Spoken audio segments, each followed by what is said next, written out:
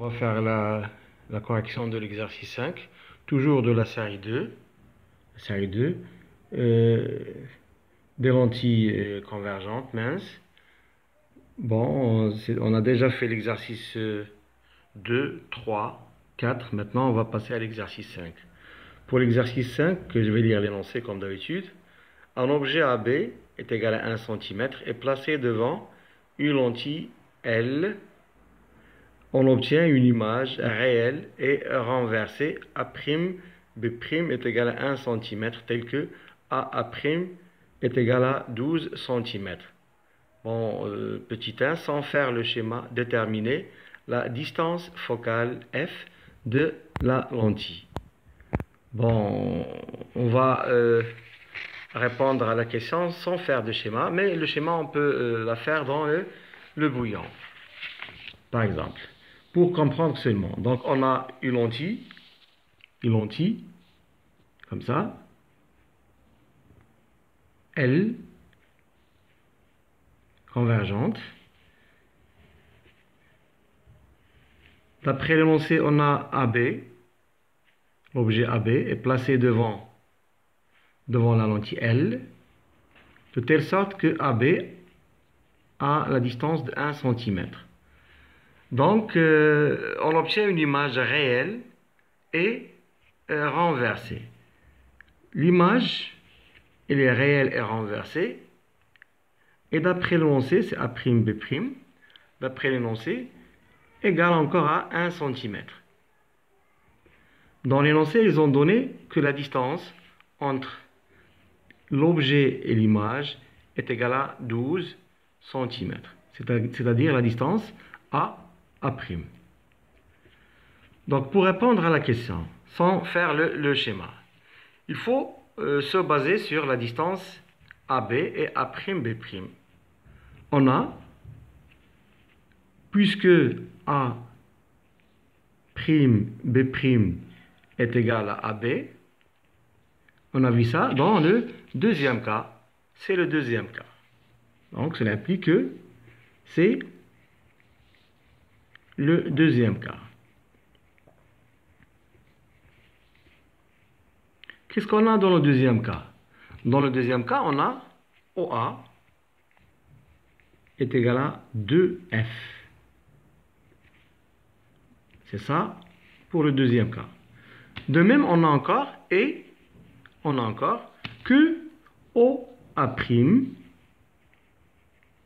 est égal encore à OA. On va utiliser ces données-là. Revenons à la distance A'A'. La distance A'A', on a A'A' est égal à quoi? Est égal à la distance AO plus, donc la distance AO, plus encore la distance OA'. Bon, AO, on peut encore écrire OA, c'est la même distance. AO, c'est OA. Et puisqu'on a OA' est égal à OA, c'est-à-dire cette distance-là, elle est égale à cette distance-là. Donc, on peut remplacer maintenant OA' par OA. Parce que la distance OA' est égale à la distance OA. Qu'est-ce qu'on a? On a maintenant que OA plus OA, c'est 2OA, qui est égal toujours à AA'. D'où on peut en déduire que OA est égal à AA' sur 2. Faisons l'application numérique. OA est égal à AA', c'est 12 cm, d'après l'énoncé. C'est 12 cm. Divisé par 2. Donc, on a OA est égal à 6 cm. Mais ce n'est pas ça la question. La question, c'est de calculer la distance focale sans faire le schéma.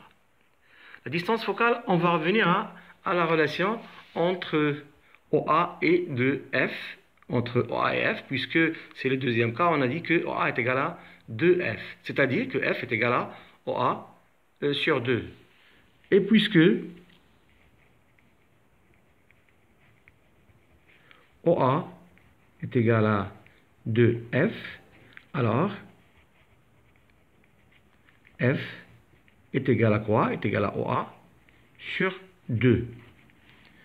Faisons l'application numérique. F est égal, OA c'est déjà calculé, c'est 6 cm, divisé par 2, c'est-à-dire que F est égal à 3 cm. Et on a répondu à la question sans faire le schéma. La deuxième question, c'est quoi? C'est de calculer, deuxièmement, calculer la vergence de la lentille. On sait la relation entre la vergence et la distance focale. On a la vergence de la lentille